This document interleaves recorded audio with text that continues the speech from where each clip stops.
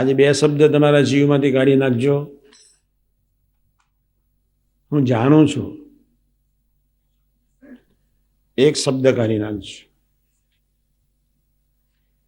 આવડે છે, આ તો ખબર છે, એમાં શું? બે શબ્દ કાઢી નાખજો.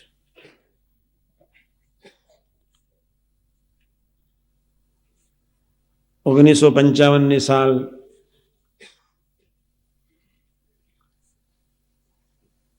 જસભાઈ ઝારોડાવાળાને સાધુ બનાવવાના હતા. સ્વામીજી મને પહેલેથી જ કહ્યું હતું કે એને એન્જિનિયર કર્યા પછી સાધુ બનાવવો છે. સંજોગોના અધીન માર્ક્સ ખૂબ ઓછા આવ્યા, એટલે ગુજરાતમાં કોઈ જગ્યાએ નંબર ખાધો નહીં. 10-15 યુનિવર્સિટીમાં એન્જિનિયરિંગ કોલેજમાં એડમિશન માટે ફોર્મ ભર્યા. મહિનો વીતી ગયો, ઓગસ્ટ આવી ગયો, કોઈ જગ્યાએથી એડમિશન મળ્યું નહીં. તાકડે જ એ આનંદમાં સભા બાપા બી ત્યાં સભા ઉપર હતી ને સભા પૂરી થયા પછી બધાને નીચે ઉતારીને જસભાઈને બોલાવ્યા, રડ્યા. એન્જિનિયરિંગ કોલેજમાં જવા માટે એટલા બધા રડ્યા, ખૂબ રડ્યા. બાપાએ એકદમ ગંભીર થઈને વાત કરી લીધી. આ તમને બધાને ખબર છે, છતાં કહું છું. ગંભીરતાથી વાત કરતા કહ્યું કે અહીંયા તો તમને 52% કે 54% એન્જિનિયરિંગ કોલેજમાં એડમિશન મળી જશે, ચિંતા નહીં કરતા. પણ અક્ષરધામમાં 100માંથી 100% માર્ક્સ જોઈશ. હજુ એ લટકું યાદ છે. અને પછી ધીમે રહીને કહ્યું કે એમાં આટલું કિંચિત માર્ક્સ ઓછા નહીં ચાલે. એ આખો જ ભાવ મને હજુ એકદમ યાદ છે. શિક્ષાપત્રી મહારાજે ગ્રહી ત્યાગી ગઈકાલે કહ્યું તેમ કોઈ પણ જાતનું વિઘ્ન ના આવે ને શાંતિથી એની સાધના થયા જ કરે. આપણી પર બહુ કરુણા કરીને આ કરુણા શાસ્ત્ર નાનકડું આપી દીધું. કુટુંબમાં સહજ આત્મીયતા રહે, સંતો હરિભક્તોમાં અરસપરસ આત્મીયતા સહજ રહે અને જરાય સંબંધ ન તૂટે, એવા એક અદ્ભુત ભાવથી બહુ થોડા શ્લોકો એક આશીર્વાદ સ્વરૂપે પોતાના માનીને પ્રભુએ જ્યારે આ નાનકડો ગ્રંથ આપ્યો ત્યારે આજે હું એક પ્રકારના શ્લોકોને સમજાવું છું. મેં 4 પ્રકારના શ્લોકો કાઢ્યા છે. આજે છે માન.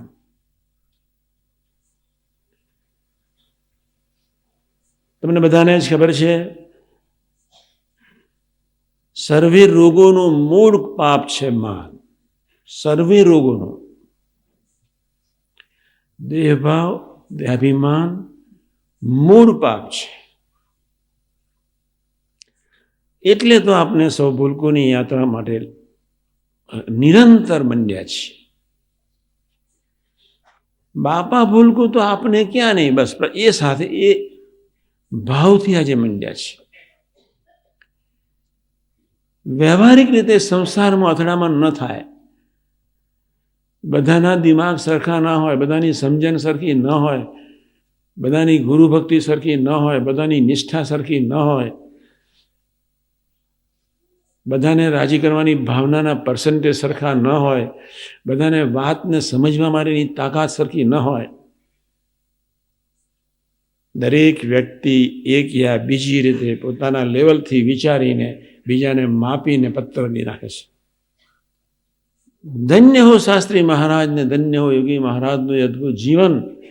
અને ધન્ય હો કાકાજી પપ્પાજીને કેવળ સંબંધે ઉઠાવ લીધો મહિમાથી.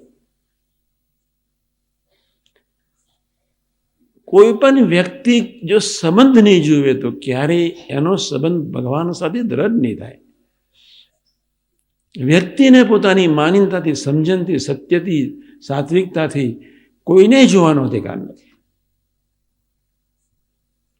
પોતે જ રોગી છે, બીજાના રોગને જોવાનો એને ક્યાંથી અધિકાર છે? પોતે ભજન કરી શકતો નથી ને બીજાની પાસે શું અપેક્ષા રાખી? પોતાને જ નિર્દોષ બુદ્ધિ નથી અને ખોટી પ્રીતિના ઓછાળ સાથે અચંડોએ ઓળીને બીજાની પાસે નિર્દોષ બુદ્ધિની અપેક્ષા રાખે. કેટલું ભયંકર પાપ હશે. એટલે આજે મેં 5-6 શ્લોક એક પ્રકારના કાઢ્યા છે. તમને ખબર છે એટલે બહુ સમજાવવા માટે પ્રયત્ન નહીં કરું, પણ આપણે બધા સંકલ્પ કરીએ. આપણે તો હા ગડથલ કરવાનો છે, પ્રાર્થના નહીં. હા ગડથલ ગમે તેવો છું, હું તમારો જ છું. તમારો જ છું એટલે તમારા ભક્તોનો જ છું. તમે ભક્તોના દાસ થઈને વર્ત્યા તો હું બી દાસ થઈને વર્તીશ. તમે ભક્તોનું કશું જ જોયું નહીં તો મારાથી પણ ન જ જોવાય.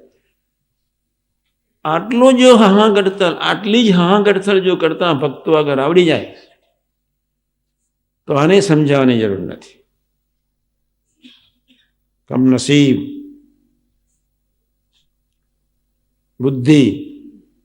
બુદ્ધિમાં રહેલું પોતાનું સત્ય, એને ઓછા નીચે રહેલી એની માનીનતા, અને એ માનીનતાના ઓછા નીચે રહેલી એની મૂળ વૃત્તિ આપણને સત્પુરુષ આગળ હા ગડથલ નથી કરવા દેતી. હા ગડથલ શબ્દ કેટલો સરસ છે.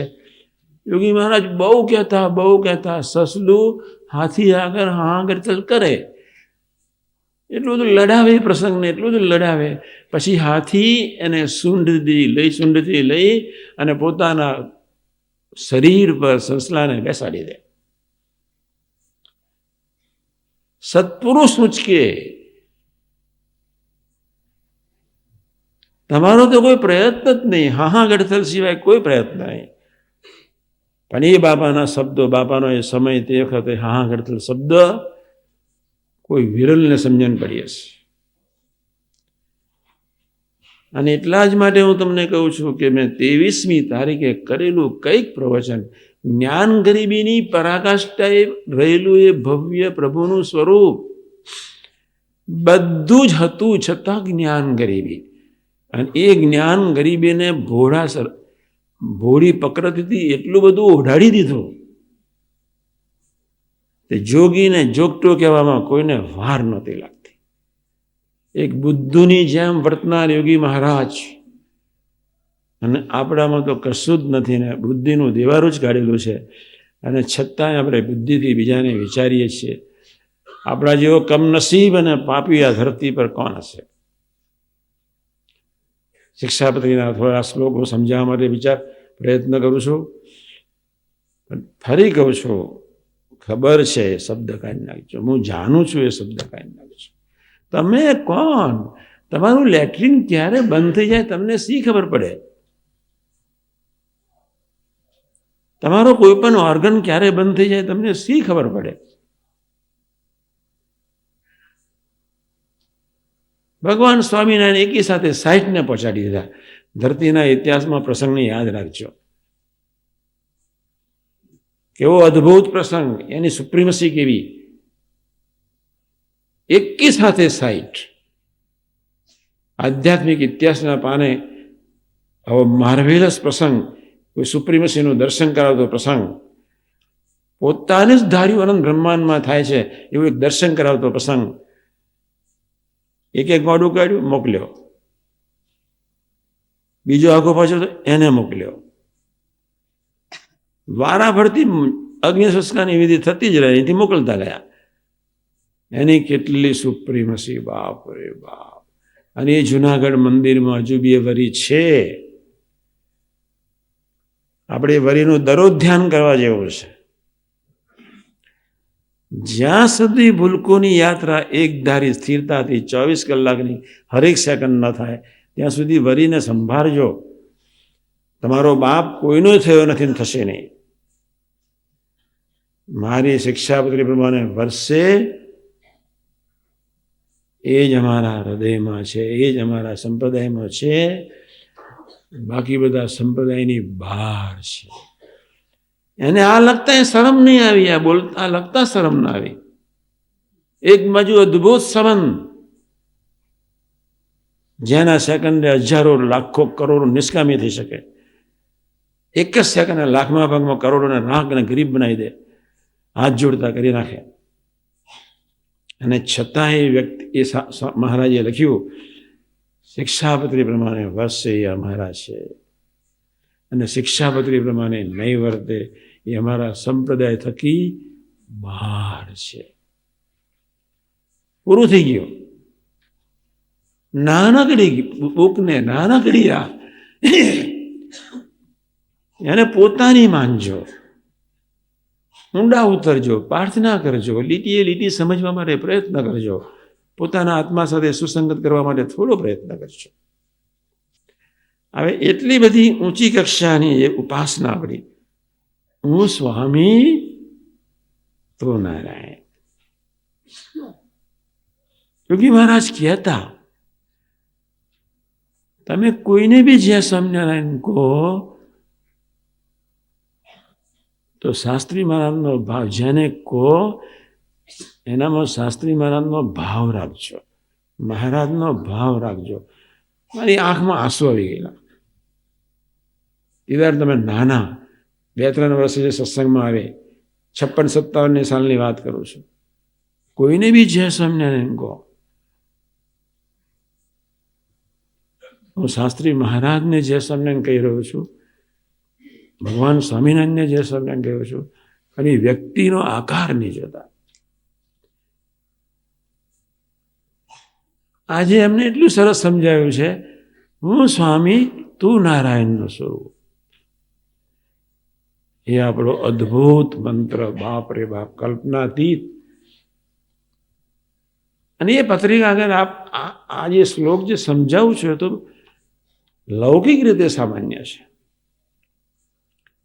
અને છતાંય આપણે સમજવાના છે. બહુ વાતો સાંભળી છે, મોટી મોટી મહિમાની, સ્વરૂપ નિષ્ઠાની, નિર્દોષ બુદ્ધિની, આત્મીયતાની, ભૂલકાની, રાગભાવની, ગરીબાઈની. એટલે આ આમ સામાન્ય લાગતી વાતો નથી, પણ અસામાન્ય બી છે. સામાન્ય વાતો એટલે લખી છે વ્યવહારમાં દુઃખી ન થવાય, આપણામાં વિવેક રહે. એક જ ભગવાન સ્વામિનારાયણે લખ્યું, સત્તાધારી, શ્રીધારી, શાસ્ત્રધારી એવાનું ઊભા થઈને સન્માન કરવું, એની સ્પેશિયલ વ્યવસ્થા કરવી. સત્તાધારી, કોઈ સદગુરુ આવે, કોઈ શાસ્ત્રધારી આવે, કોઈ રાજકીય પુરુષ આવે, એને અલગ એની વ્યવસ્થા એક જ. બાકી બીજા માટે તો શબ્દ વાપરવું ઠીક નહીં, સાથે આ કેસેટો બહાર જવાની છે. સાત્વિકતા, અહીં તો દરેકની કક્ષાએ જઈને એની રીતું સન્માન કરીને એના દિલમાં બેસવાનું છે. આપણો અંગત અમરીશ હોય તો જે સમય નીચે બેસવાનું ક્યાં વાંધો છે, પણ કોઈક બિચારો કોઈ મહેમાન જેવો આવ્યો હોય તો પછી એની વ્યવસ્થા જુદી રીતે થાય જ, અને ત્યાં અમરીશોએ અપેક્ષા રાખવાની જરૂર નથી. પણ એ પ્રભુ લખી શકે, નારાયણ. એક એક શ્લોકની પાછળ એની સુપ્રીમસી છે.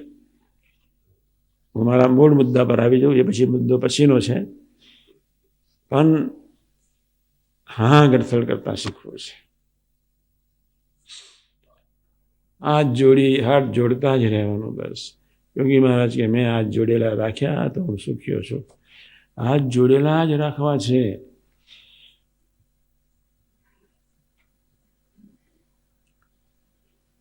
આ 5 દિવસની ગોષ્ઠી વિચાર્યા જ કરજો, વિચાર્યા જ કરજો, વિચાર્યા જ કરજો. તમે પોતાના આત્માની સાથે સુસંગત કરવા એક ધારો પ્રયત્ન કરશો. એક ધારો એક રુચિથી પ્રયત્ન નહીં કરો તો કોઈ પણ પ્રાદેશિક સંત કે ડિપાર્ટમેન્ટલ હેડ્સ એ એના શિષ્યોમાં એની પ્રવૃત્તિમાં 100% નહીં 5000% બંધાઈ જશે. હું દરેક સૂત્ર મારું છે એ બનાવવા પ્રયત્ન કરવાનો છે. મારા માટે ભગવાન સ્વામિનારાયણ બોલ્યા છે, બીજા માટે નહીં. બીજા વર્તે કે ન વર્તે મારે જોવાની જરૂર નથી. ફર્સ્ટ લાવનાર વિદ્યાર્થી અથવા એથ્લેટિક ગેમ્સમાં દોડનાર રનર, એ બાજુવાળો તાલીઓ પાડે કે ન પાડે, અથવા નાયગ્રાના ધોધ પર જય સ્વામિનારાયણ 1 જ ઇંચની જાડી દોરી પર ચાલીને જનાર માણસ, તાલીઓ પાડો તો એ ન સંભળાય, નાયગ્રાના ધોધનો પ્રવાહનો અવાજ બી ન સંભળાય, એને કશું જ નહીં, એ ચાલતો જ જાય. અને જે દિવસે એ ચાલતો હતો, ખુરશી લઈને ચાલતો હતો, તે દિવસે લેક્સ ઓફ પીપલ એને જોવા ઊભા થયા, તો બી એને લાખોની ખબર નહોતી પડી. એવું આ શિક્ષાપત્રી તરફ ધ્યાન રાખવાનું છે. લાખોની ખબર નહોતી પડી. આમ ચાલ્યો, પાછો આવ્યો, પછી ખુરશી લીધી, પછી ખુરશી મૂકી, એક જ વાયર પર, આટલા જાડા વાયર પર એ ખુરશી મૂકી, એની પર બેઠો, ફરી પાછો ચાલ્યો. કારણ એની એકાગ્રતા કેવી છે. દેહ, ઇન્દ્રિયો, અંતકરણ અને આત્મા એક હતા. દેહથી જુદા, ઇન્દ્રિયોથી જુદા, મનથી જુદા, બુદ્ધિથી જુદા, આત્માથી જુદા. એના માટે શિક્ષાપત્રી નથી.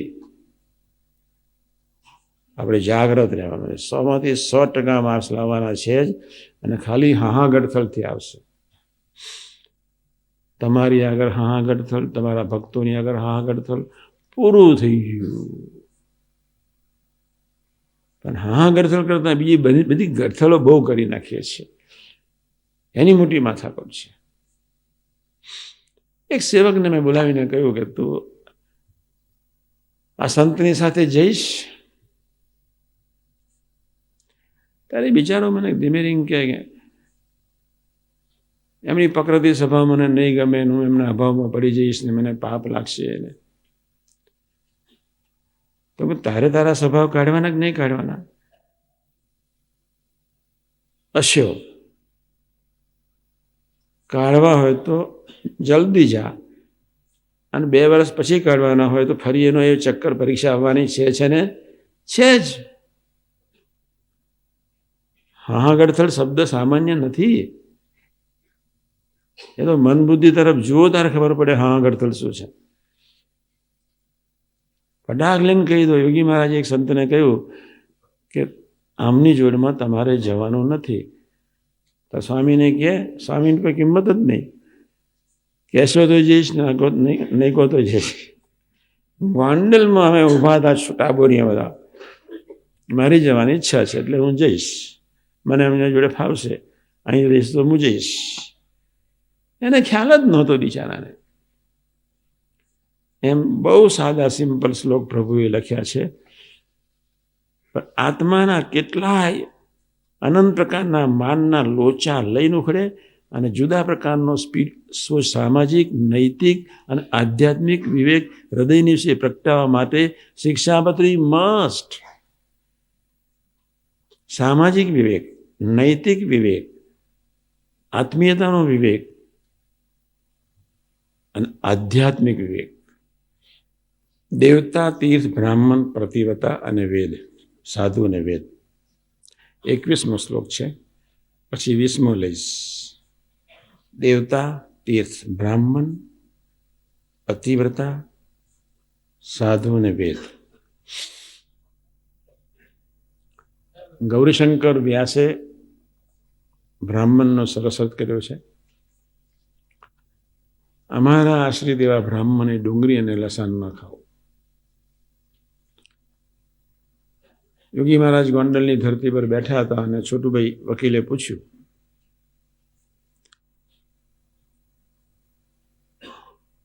કે સ્વામીજી, ડુંગળી લસણ તો બ્રાહ્મણ વિને ખાવાની, મને ગેસની તકલીફ છે તો હવે ન ખાઈએ. સ્વામી હસતા હસતા કે બ્રહ્મના સંબંધમાં જે આવ્યા એ બધા બ્રાહ્મણ જ કહેવાય.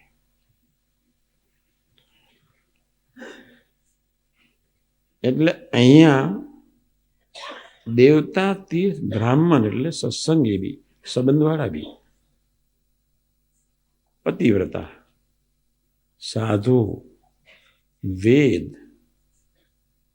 એમની નિંદા ક્યારેય ન કરવી, ન સાંભળવી. નિંદા શબ્દ ખતરનાક શબ્દ છે. લાખ મિલો પાપી, કેટલા મળે? પાપી લાખો મળો, નિંદક મિલે ન એક. કંઈક છે એ સાખી, થોડુંક યાદ રહી ગયું, બીજા વિચારમાં છે અડધું રહ્યું. પણ કેટલું બધું ગંભીર અર્થ છે. નિંદા શબ્દ એમાં શું ખબર જ છે. લાખ પાપી મળો પણ નિંદક ન મળે એક.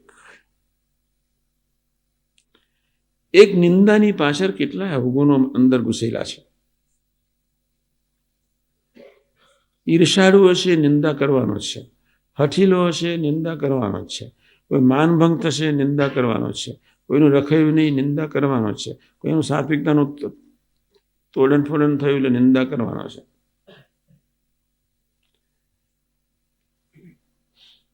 નિંદા. વિક્રમાદિત્ય રાજા એક ટેકરી પર બેસીને ન્યાય આપતા હતા. સત્યની સત્ય, પરમ સત્ય ન્યાય.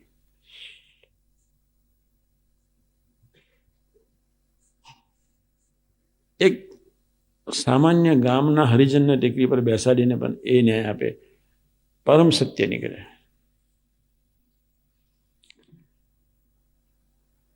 એક દિલવાળા સેવકને બેસાડીને પણ, કોઈ પવિત્ર બાઈને બેસાડીને પણ એ પરમ સત્ય ન્યાય નીકળે.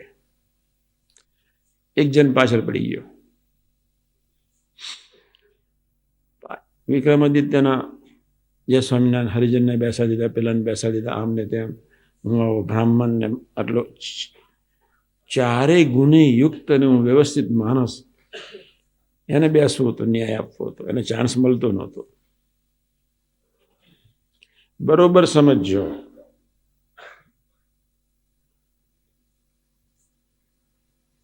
સામાન્ય વ્યક્તિ, હરિજન સમાજમાંથી વ્યક્તિ, એક દિલદાર બાઈ, એ બધા ટેકરી પર બેસે એટલે ન્યાય સત્યનો નીકળતો હતો. વિક્રમાદિત્યને ખબર પડી, એમની પાછળ પડી ગયા. પબ્લિકમાંથી 2-5 વ્યક્તિ મળવા આવી અને કહ્યું કે આ ભાઈને બેસાડી દો ને, 2 મહિનાથી તમારું જ મૂંગ્યું ફૂંકે છે, આવા છે ને શુદ્ધ નથી, ઓળખતા નથી, આમ ને તેમ ને. રાજાએ પ્રજાને ઓળખવા જોઈએ આમ.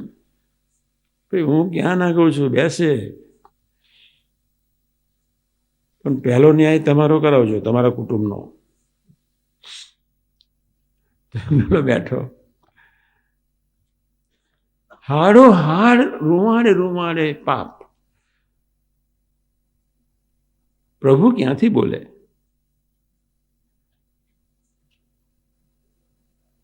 એવો ન્યાય કર્યો, એવો ન્યાય કર્યો, તે 2 મારી દીધી પેલા એ ઉતારી પાડ્યો. તરત જ એક સામાન્ય વ્યક્તિને બેસાડી તું ન્યાય કર. એટલો પવિત્ર ન્યાય નીકળ્યો, ન્યાય બી પવિત્ર. પેલો નમી ગયો. હા,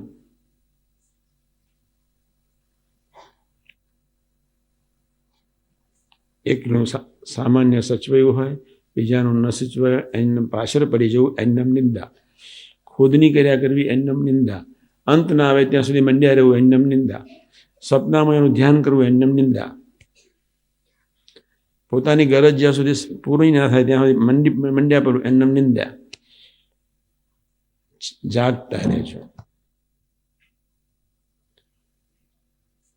એટલે આપણે બધાએ ખૂબ જાગવાનું છે. આપણી મોટા ભગવાનના સંબંધે છે તો શું કરવા બીજાની વાત કરવી જોઈએ? બીજાની પાછળ પડવાની શી જરૂર? આપની મોટપ ભગવાનના સંબંધે કરીને છે.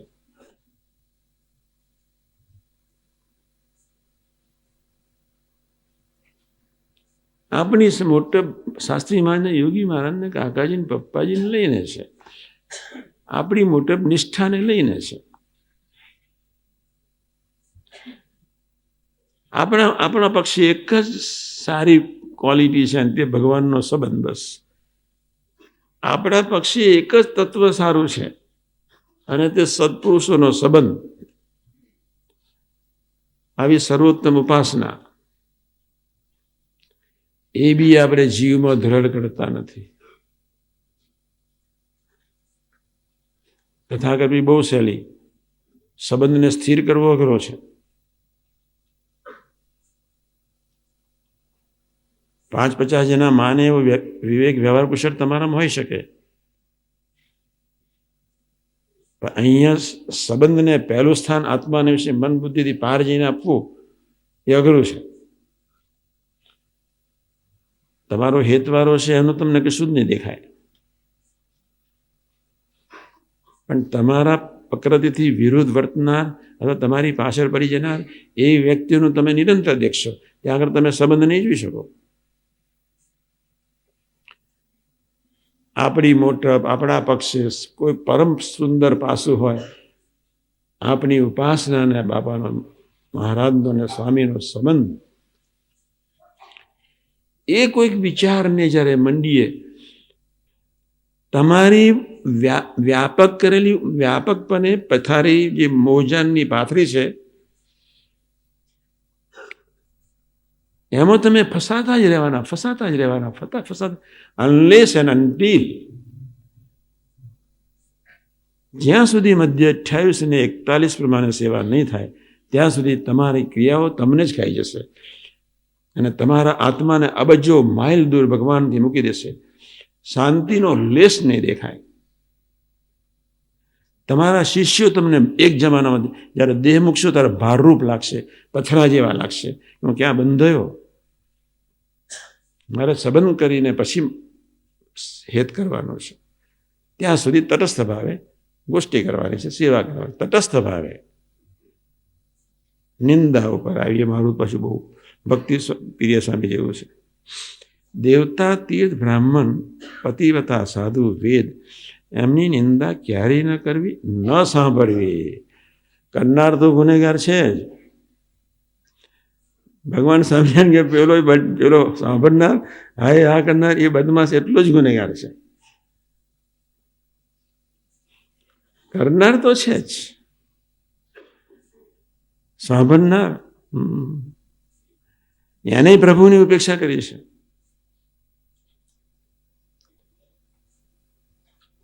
શા માટે આત્મીયતા નથી રહેતી? માન. શા માટે આત્મીયતા નથી? ફલાણું ટીકનો. શા માટે આત્મીયતા નથી? નિંદા. શા માટે આત્મીયતા નથી રહેતી? બીજાનું સારું જોઈ શકાતું નથી. શા માટે આત્મીયતા નથી રહેતી? બીજાનો વધતો જતો પ્રભાવ ભક્તિનો હૃદયને વિશે આનંદ નથી આપતો. એ માને કરીને જય સ્વામી નારાયણ આપણે આઘું પાછું કરીને ઉથલ-પાથલ કરી નાખીએ છીએ. એટલે આ શબ્દ બરોબર યાદ રાખજો. નિંદા શબ્દ સામાન્ય નથી. લાખ મળે પાપી પણ નિંદક મિલે ન કોઈ. એક ન મળજો, એક. ક્યાં ચડાવી દે, ક્યાં ચડાવી દે, ક્યાં ચડાવી દે. ભગવાન સ્વામિનારાયણ જ્યારે 60 સંતોને લીડર બનાવ્યા, ગઢડાની ધરતી પર બધાને બોલાવ્યા, જય સ્વામિનારાયણ બધાને, તો પ્રભુએ બધાને એક જ વાત કરી.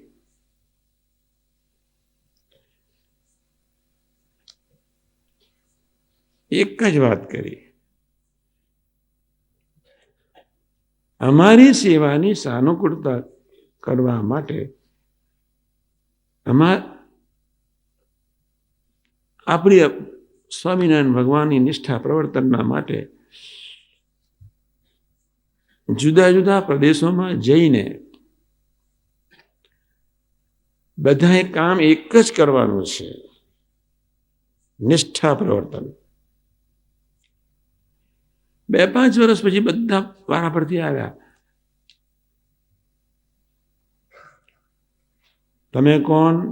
તો કે બ્રહ્માનંદી. તમે કોણ? તો નિષ્કુળાનંદી. તમે કોણ? તો મુક્તાનંદી.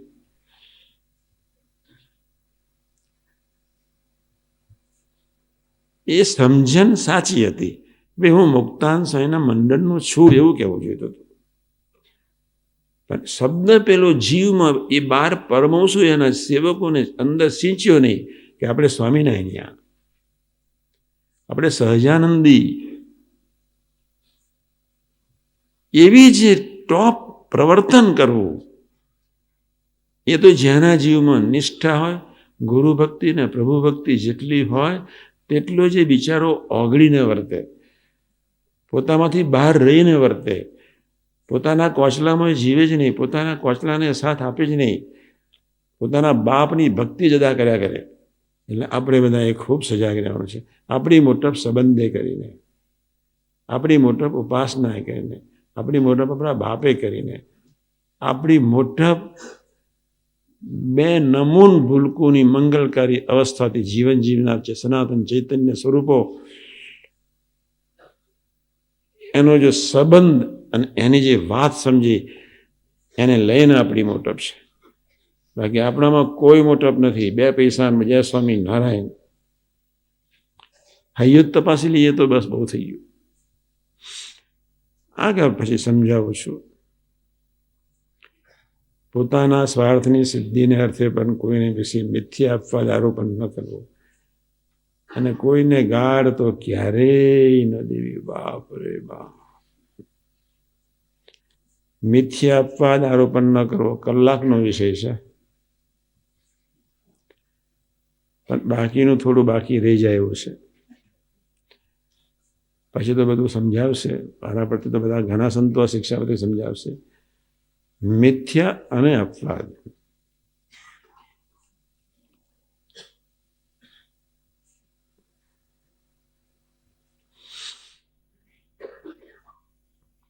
કોઈની પણ જે ગુહ્ય વાર્તા, 75મો શ્લોક, કોઈની પણ જે ગુહ્ય વાર્તા તે તો કોઈ ઠેકાને પણ પ્રકાશમાં કરવી જ નહીં. જે જીવનું જેવી રીતે સન્માન કરવું ઘટતું હોય તેનું તેવી રીતે સન્માન કરવું, પણ સમદ્રષ્ટિએ કરીને મર્યાદાનું ઉલ્લંઘન કરીને કરવું નહીં. રોગાદિક આપતકાળ પડ્યા વિના 199.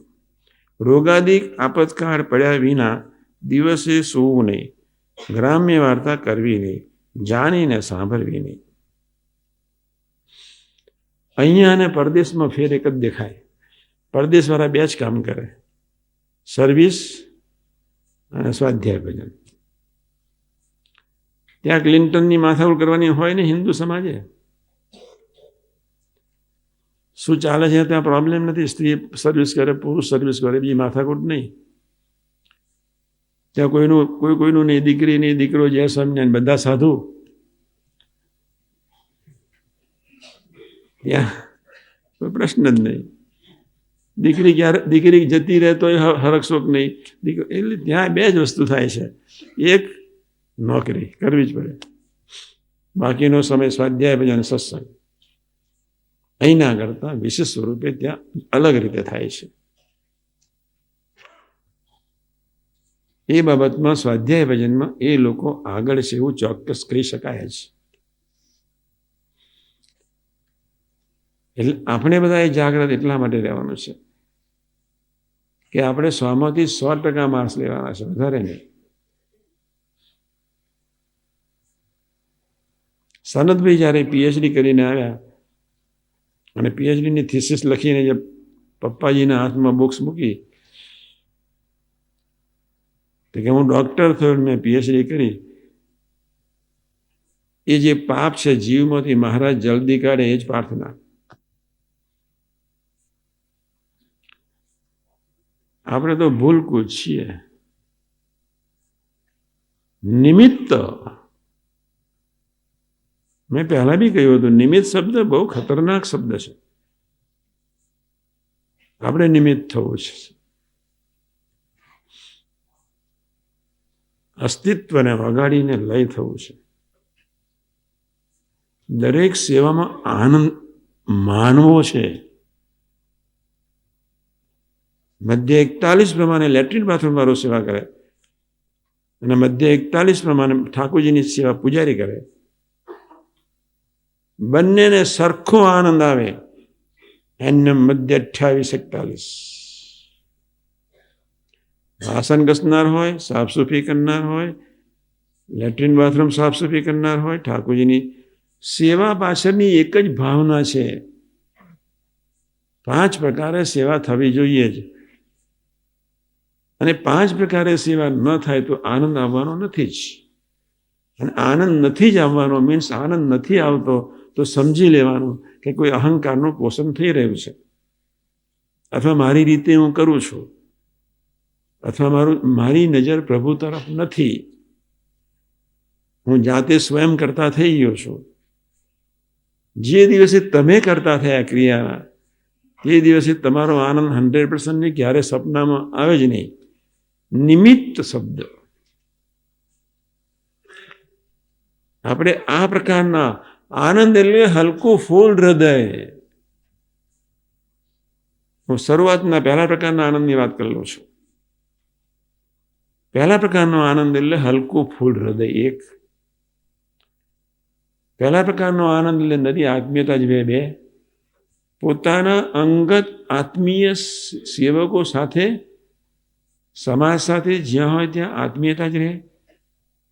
પહેલા પ્રકારનો આનંદ એટલે કોઈની વિશે અભાવ ભાવફેર નહીં, અરુચિ નહીં. પહેલા પ્રકારનો આનંદ એટલે જે સ્વામિનારાયણ ભક્તિ રૂપ સેવા થયા જ કરે, આ પહેલો આનંદ છે. પછી બીજો આનંદ, પછી ત્રીજો સ્વયં સાકાર સાક્ષાત સહજાનંદી. આપણે સૌ બીજું તો કઈ નહીં, 2 વર્ષમાં આ પ્રકારના આનંદમાં તો પહોંચીએ. આપણે જ ક્રિયારૂપ થઈશું તો પછી આ વાતને સમજવા માટે 100% માર્ક્સ લાવવા માટે આપણા મૂળ વિષય પર આવીએ કે ગ્રામ્ય કથા વાર્તા એટલે શું. તે ગ્રામ્ય વાર્તા કહીએ છીએ. નિર્સ્વાદી ચેપ્ટરમાં 36મો શ્લોક, રાજાના રાજકાર્યની વાર્તા. બધા જ નપાસ.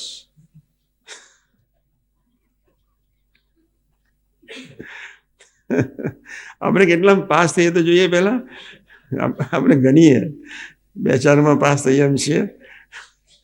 450 ભૂલકોની યાત્રા, જય સ્વામી નારાયણ, દેશ હતા વર્તે જાની દશા દેહાતીત.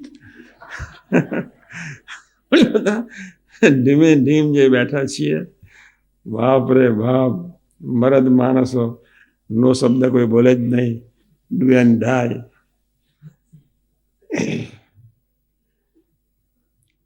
આગળ વાંચો છો કોઈ જય પરાજયની વાર્તા. આમાં જે બેઠેલા ક્રિકેટના રશિયાઓનું થયું છે શું?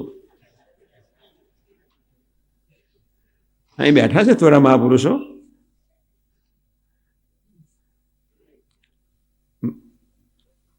મને જ દેખાડ, ભારત જીતે ને એટલા માટે મને બેસાડ્યો આ લોકોએ, લોનાવાલા.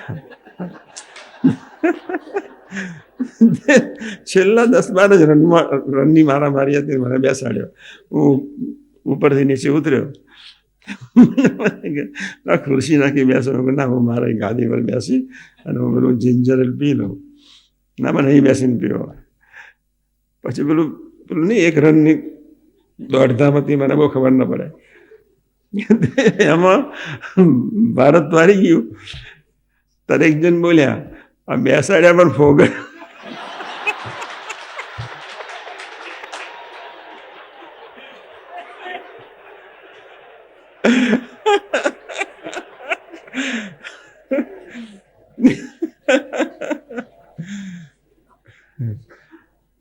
આ બધું સમજાવવા જેવું આટલામાં જ છે. જય પરાજયની વાર્તા. વસ્ત્ર અલંકાર ને નગરની શોભાનું વર્ણન. ભક્ષ્ય, ભોજ્ય, લેય, ચોષ્ય 4 પ્રકારના અન્ન, અનેક પ્રકારના રસાસ્વાદની વાર્તા તથા ખેડ, વનજ, વ્યાપાર, નાના પ્રકારની કારીગરી ઘોડા, પાલખી, રથ આદિ વાહનનું વર્ણન એ સર્વે ગ્રામ્ય કથા વાર્તા છે. આજના શુભ મંગલકારી દિવસે આવા સામાન્ય નિયમો પાડવા માટે મહારાજના સ્વામી આપણને ખૂબ ખૂબ બળ આપે એ જ પ્રાર્થના. સહેજાન સ્વામી મહારાજ.